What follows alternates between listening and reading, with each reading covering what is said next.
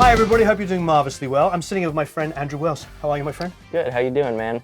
I'm good. You've had a busy time since we last spoke. Just been a busy 6 or 7 months. That's absolutely freaking fantastic. Yeah, spent a lot of time in this room. So this is EastWest Studio 3. Yes. Which is famous for what? Pet sounds. The little Indeed, yeah. album. The small album that people never like to talk about, Pet Sounds. No. Pet Sounds and Revolver, and people never talk about those two albums. Yes. Arguably the greatest album ever made. Definitely up there in the top 1 or 2, depending on which way the wind blows today. Yes, indeed. And this is a Trident A Range. This is. It is a very unpredictable Trident A Range that sounds fantastic and usually takes you to places you are not trying to go, but often enjoy. Marvelous. So what have you been working on? What albums have you been cutting in? Yeah, lately it was the 5 Seconds of Summer single, Want You Back, that's out now. Great. And then most recently just finished Jason Mraz's next album, and the first single comes out on Friday. Great.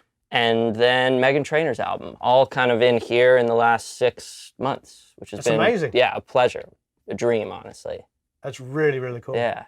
So you have a new manager you're working with? Yeah, and they kind of brought a lot of this. I just found that I work the best with an artist, like an artist who comes in and is amazing and has an idea of what they want to do and needs someone to help them, like, turn it into an MP3. And that was the job. And it's the greatest job ever. I feel like I haven't worked a day in months. It was a great, honest response, and turn it into an MP3. And turn it into an MP4 on Spotify. Yeah. That's pretty darn honest. So you just finished Jason's, is that correct? Yeah, we finished that. We're mixing it this week and wrapped it up, I think Sunday. Great, and who's mixing? Tony Maserati, the man, is mixing the entire thing. And who did Meghan's stuff, or is that still being done? We're still in the mixing process. It was almost all Serban, and then a friend of mine, Mitch McCarthy, who came in and killed it for us. Great. Yeah. That's pretty darn amazing. Oh, and while we're on the subject, who did the 5 Seconds of Summer? Spike Stent, literally right next door, adjacent to this wall. Huge fan of Spike's. He's great. He was another, imparted all these creative ideas that I, side-chained hi-hats that, I couldn't even comprehend when listening, but I'm like, this sounds so much better than my rough. He likes to just distort things that you wouldn't imagine needed to be distorted. You're like, well, how did that happen? That's amazing. Yeah, and as producers, we just want a mixer to, show us the next level that's already there, but the listener can't hear yet, and he did that. I mean, all of these mixers, I'm so lucky to work with, really the best of the best, and they've all been doing that. It's fantastic. Cool. Yeah. And you were saying you were able to pick some brains and ask some questions? Yes. Apologies to Serban for all the times I asked him questions about kick drums, and I mean, yeah, it's pretty... What were your kick drum questions? How? Just simply how. It's that's the thing with Serban, is it'll just go from point A to point B. I don't even know how to ask him questions, because I'm like, it's just so much better. Right. And it's been a pleasure. Fantastic. Yeah. So give us a little lowdown. Yeah. So how were you tracking drums? So the idea with the Mraz album, and there weren't really many live drums at all on Meghan, but with Mraz, the idea was that we were going to make an album with no drum samples or loops, and still make it feel like a harder hitting, maybe more aggressive than where he's been sonically. So for that, we used transient designers on almost every close mic to get this compression and attack that I would from having a sample. But really So you were basically printing the sounds the way you wanted to hear them? Printing everything. Printing ridiculous amount. I remember we put complexes on the overheads, and I mean, we'd have a mono, a low-hanging mono ribbon overhead. I think it was an R44 or something like that. Nice. Just distorting on the console, going into an 1176 with the all buttons in, and then a gate. So we'd be doing a lot of weird things like that to how can we make it punch and hit, not like anybody else is doing here. And it was fun. So it was all usually, drums and bass all usually started on the Trident pre's and EQs. And the EQs are so weird and broad that you can't take out a harsh frequency. It's more boosting, broad stroke. But so we went to the Neve rack for most of that.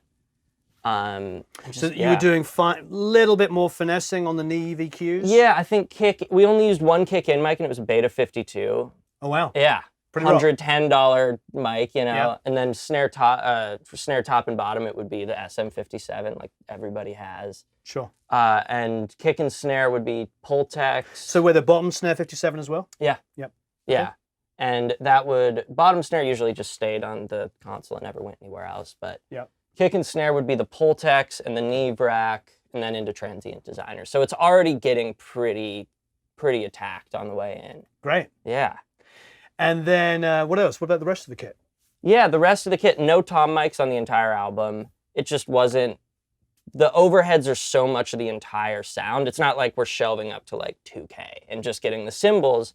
So that was really our tom sound. And then we'd have this weird gated thing for when we really wanted like tom fills to stick out. And there are a lot of places on the album where when a drum fill comes in, it's maybe only the gated mono overhead. And it's like audibly clear that something changed. That's really cool. Yeah, so there was a lot of Now in mixing, was that a bit of a process to describe to your mixer what you were doing? Not really, because I'm so when I send a session to a mixer, nothing needs to be figured out. It's like 85% there. I usually commit any plugins I have in my session on it. So they're getting a session with no plugins and a vocal with a bunch of plugins and BGVs with plugs. But otherwise, there isn't much to be figured out. Great. But we're mixing it this week, so who knows? I hope. We'll see. Overheads, you said there was a mono overhead. Did you have stereo overheads as well? We'd have two 67s. I think in this room was when we started putting the Compex on it, and I think it was an accident. Like, I think I had initially said for it to be on, we used two 67s for rooms. I think the plan was initially to have the Compex on that, but we just threw it on and it worked. It kind of gave everything. And again, lots of compression going in. What's your Compex experience? My Compex experience was, I'd heard so many great things about it. I plugged into it and was like, how the heck do I make this sound good? And then like an hour into it, I found that one space that was the most magical sound I've ever heard. Yes. My Compex experience was thankfully a lot quicker, and I'm very lucky for it. I asked the assistant. You're smarter than me. I said, how do these normally get set? Started playing, we were like, sounds good. So thank you to Bo for figuring that out. Good lesson. Always ask your assistant. Always ask the assistant. And then, just 1176s on, the mono overhead. And then sometimes there'd be a mono room, another ribbon, getting pretty trashed. But that was basically it. It's mostly like the mono ribbons and transient designers really hitting the kick and snares. Fantastic. Yeah. That's really, really cool. You did bass here as well? Did bass here as well. Played by John Joseph and Sean Hurley pretty much across the board of the album. And it would usually be a B15 and a DI. Put like a 112 on the old AKG on the bass amp, and then take a DI. D12. D12, sorry, D12. No, and kind of bust them together, and that would be it. A lot of distortion. Would you print them together? In some cases we would, depending on the song. If it's like a more upbeat, aggressive record for Jason, then I would do all the committing on the way in. If it's more of like it's a ballad with more dynamic movement, it would be a lot of taking it all in and deciding, here's where the DI is going to be, but all the bass amps were pretty distorted on the way in. Nice. Yeah.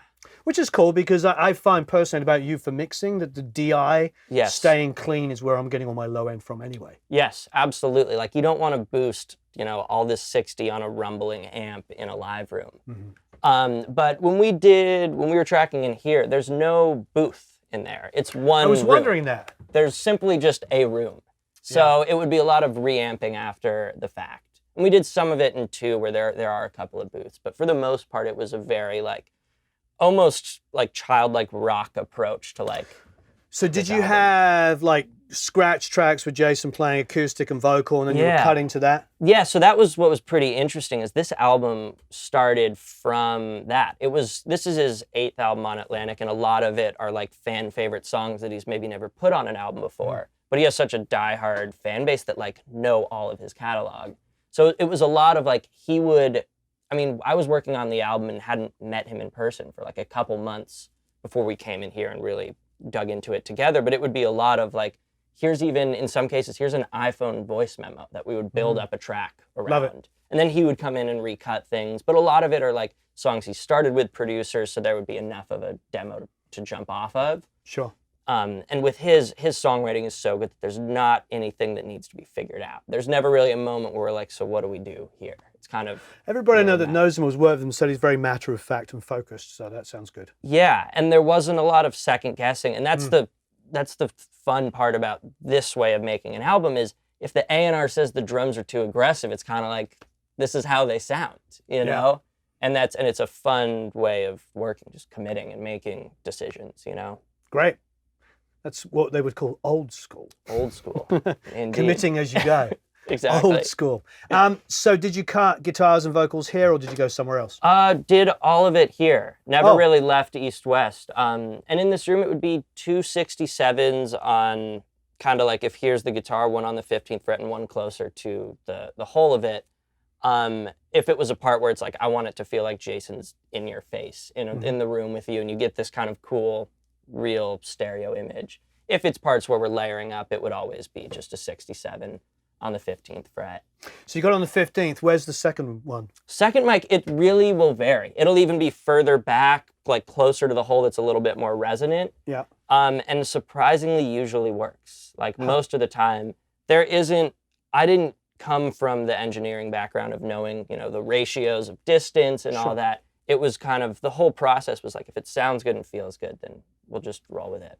It sounds good is the only thing that's important. Exactly. And I don't think we did any compression on acoustics going in. Maybe we'd run them out to an LA2A and print it, but not a whole lot of compression on that. Because so much of it's just playing with a consistent, even touch, like we were talking about with musicians, that that you don't need to compress when they're not like aggressively attacking. What acoustic is he playing most of the time? It started with, I have a Breedlove that I love. Oh, yeah, those are beautiful. That's a really cool, like, small-bodied parlor. So that was kind of the start of it. And then I brought in bought it for $1,100 on Reverb, a 1950 Gibson LG. And that kind of took over the rest of the album. It, like, sounds like it's just taken from an old tree trunk and, like, is very rootsy. Right. And that's kind of the tone of the acoustics on the album. The Breedloves are incredibly even sounding. Yes. Yeah. And they're just easy to, like, it feels, I hate picking up an acoustic and it being this giant thing. Like, it's so much more fun for me to play just an easy guitar. Off camera, we were talking about some Chili Peppers stuff. That was always, Rick Rubin's secret was to always use small body acoustics. Really? Yeah. That's sick. That's awesome. Well, it's sort of, as you're pointing out, so you can get away with being on the sound hole more because it's not this huge boomy thing you have to EQ. And we're not like aggressively strumming it. Like that was the biggest misconception I found with recording acoustics is like, if you want it to be aggressive, play it light and compress it, Don't you don't need to like kill the instrument and lose all the tone. Well, bass guitar's a good one of that, isn't it? The way that Sean plays, we were talking about earlier, was just like, he's so crazy. Soft. It's insane. It's just so even. Yeah, and that allows us as producers and engineers to compress it differently, where like the LA2A on his bass would kind of just be here the entire time because it's not fixing dynamics. It's not ducking out what's too harsh. It's just kind of smoothing out what's already even and making it like just tonally more interesting. Yeah, absolutely. Yeah, Sean's the best. So this is a ridiculously beautiful room, and anybody that's seen Love and Mercy, which I highly recommend, I was actually quite surprised with that movie. When I thought John Cusack was going to play Brian Wilson, I was like... I thought he killed it. The first 5 minutes, you're like, this is a little weird that he's playing Brian Wilson, and after that, you're like, you forget. It's so good. It's so good. Which they shot in this very room. Yeah. Yeah, and then they were saying built different sets in Studio One, the larger room.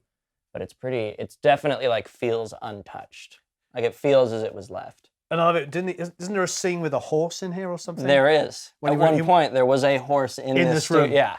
They were recording a horse in here. And they had like the whole, like Hal Blaine, Carol Kay, everybody, Tommy Tedesco, I think, was playing on it. Oh, Barney Kessel, I can't remember. Correct me if I'm wrong. I'm sure I'm wrong. Everybody was in this room. It's crazy, yeah. No booth, which definitely sets it apart from the other studios and limits what you can and can't do in here. But it's cool, yeah. It's just a great it's just room. Pretty surreal being in these kinds of studios. It's very surreal being in a room that Pet Sounds was made in. Yeah. What's the piano? The piano. Is it Steinway? Did you use the piano? We did use the piano. This was actually one of Frank Sinatra's like apartment pianos in New York. Oh, wow. That's amazing. It sounds so good. We just put a C24 on it and often use like the room mics that were up for drums to recapture weird little moments. But yeah, this thing was definitely used on this. When you've got the option to use a C24, it does make your life quite a lot easier. quite a lot easier. Stereo C12, point the capsule, stick it over it. God bless America. Yeah, and kind of hope that the Trident just works, and then you're good. Yeah. I'm getting some Trident little. I love it because it's just such an unpredictable console. Like working on the older Neves and the rest of the building, it's like it all works and sounds like it should. Sure. This will just give you something different, which is why it's fun. Like you have to kind of rest a little bit to get it to go where you want. Well, the boost and cut on the EQ not being center detented is quite interesting. Yeah, it's a bit bizarre, and you'll kind of just pop the EQ in and out and be like, this either works or it doesn't, and it's a different way of working for sure. And you're saying with those broad cues that really it's. Yeah, it's like I don't think it's boosting 3 dB, it's boosting 3, whatever that means, you know? Yeah. Such a beautiful room. Are you tracking in here with these Stereo 67s? Yeah, we're doing violin on something today and was going to go for a more stereo in the room feel and just put them up and see what happens. Beautiful. Yeah, it's a really fun room. It has and an underrated drum room. I never really hear about people setting up and doing drums in here. Which is strange because it's live. It's got it's about that long. What's that, like 0.6 maybe? 0.5? Yeah, totally. It's a 9. My favorite length is actually 750. It's really? 3/4 of a second. So this not that far off. Has to be, yeah.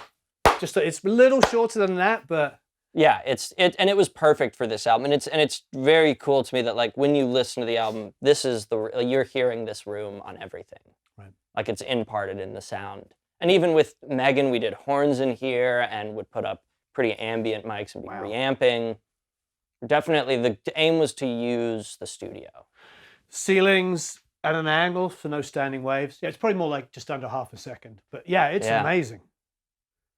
It's really beautiful. Relatively tight sounding room. You don't get, like in Studio 1, you just can't do drums. And even when we were making the album in Studio 2, everything's gobo. No goboing is necessary in here. Just kind of just put it up and see what happens. And you're in a room where Pet Sounds was made, so you get to sort of... There's, I think the magic is in what you feel when you go to a place. And I know the first time I went to Sunset Sound, just knowing that an album I admired was cut in that room, it just... Yeah, I mean, those Van Halen albums, like, that's what I came up on. So it's just, and Pet Sounds, when you walk into somewhere like this, Sunset Sound, Sound City, these old, like, you feel it when you come in here, and it doesn't really ever get old, I don't think. No, I don't. And it inspires your artists. Yeah. Had Jason worked in this room before? No, so he did strings with Joe Ciccarelli in Studio 2 once, but never really did. He did that album mostly at Sunset Sound. So this was kind of a first for him coming down here. And I've just gotten so comfortable here, effectively live here at this point, that it's like I'm kind of bringing everything into this room. Well, this is fantastic. Yeah, indeed. Really fantastic. So it's a beautiful studio. Yes. Very beautiful. So you've been blessed now, and we just talked about it off camera. I think it'd be great. Yeah. To work with Spike. Yes. Who we love. He just did the 5 Seconds of Summer single. And what's your sort of perception on that? It was interesting. I never really mixed with a mixer who was imparting creative ideas into the process because my productions are always so kind of figured out when they go to mix. I'm not really looking for someone to do that, but he did on this, and it just worked. It was like, and I didn't realize until like after I was trying to dissect it and be like, how is this so good? It's like he's sidechaining weird hi-hat stuff, and everything's distorted in that frequency range, but it works and feels good and sounds great on the radio. So it's like kind of checked off all the boxes there.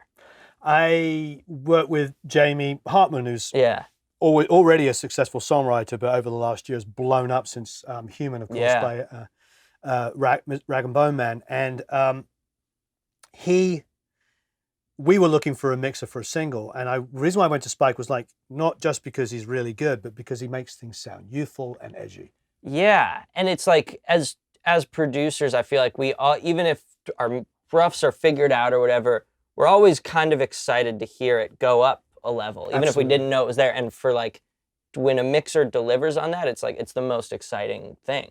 Yep. And he definitely nailed that with this song. And that's the only time I've mixed with him, but he killed it. So who else have you been working with? You're working with Serban on some stuff? Serban did just about the entire Meghan album. And that was another where it was like, as a fan of pop music and the Max Martin sound, I mean, he's part of that sound. So when it came time to figure out who was mixing, we were all kind of just like, let's have Serban do it. Like if we can, why not? Like, sure. Because he's so good. And that was, I mean, I saw it firsthand where like mixes would be, it sounded like it was already on the radio. Now, you were saying something specific off camera a second ago about the low end. Yeah. The focus on the low end. I have no idea how he does it. Friends of mine don't know how he does it, but it always, like, I work in a room with two decent sized monitors and no sub, and it suddenly a sub appears in the middle of the floor, like right in the center of the room, and you can hear it. It's also the iPhone test. It's like, does it sound like it has crazy low end on my mono iPhone 7 speaker? Right. But he does it somehow. Like it's pretty unreal. I think one of the other things that sorts out maybe a little bit of the men from the boys, the low end always does, is actually high end as well. Yeah. I go back, and we probably talked about this last time we were talking, but I go back to 90s and early 2000s mixes, and they do not translate on phones at all, because Not they're at all all. high end and sploshy, and Yeah. the cymbals are all over the place, but there's lispiness on the vocals. They were mixed for a different world to the world we live in. Yes, it was like aiming for hi-fi, but kind of falls somewhere in between. And we live in a time where everything is still getting brighter and louder. And it's like, how can you maintain integrity in that? And I'm lucky to work with mastering engineers and mixers that do that every day and still kind of compete in the loudness wars we all have to. Yeah. But in the, minus 6 dB on iTunes and Spotify and all that world, it's like, it's there. I mean, someone like Serban delivers on that. Right, absolutely. Yeah, the detail on the high end with these guys is insane. And they're mixing like 2-3 songs a day. Yeah. Unreal. Buying Ferraris. Anyway, so so wait there. Spike, we were talking about, Serban, and who else have you been Well, Tony a lot recently, and we're just starting to dig into mixing the Mraz album this week, and he's such an exciting person to work with because it's all creative. It's like, I've never mixed with a mixer where it's like part of the process that we're all in the room together listening to this when it's done, and we're all like, cool, how does it make us feel? Like, is that clap's harshness making us feel like, whatever? It's like, it's all about the thought behind each part of the production, which as a producer, to like get that level of attention, like, because we're so neurotic about all this that like we've heard it more times than anybody and are analyzing it so differently, to like, so to mix with someone who has that respect for it the way we do is so cool. And and not to mention that like him and Jason have been mixing together for years and years and years. And So they understand each other. They have it, and I'm just kind of stepping in the middle of their long, 10-year relationship together. So it's been cool seeing that, and the way the artist mixer relationship is. That like I don't think Jason will ever mix an album, nor should he without Tony, because they have that groove. That's amazing. Well, thanks ever so much. Of course, man. I really appreciate it. Congratulations on all the success. Thanks, man. You deserve it. Thank you, sir. And thanks for showing us around Studio 3. Of course. This is a great excuse to come down and check this out. Yeah, next time we'll have to do 2 or 1. Yes, exactly. Maybe we can throw up some mics and hear something. There you go. All right. Have a marvelous time recording and mixing, everybody. Please leave a bunch of comments and questions below, and maybe I'll throw you under the bus and ask you some of them. Done. Do you hear that? He said done. Thanks a lot.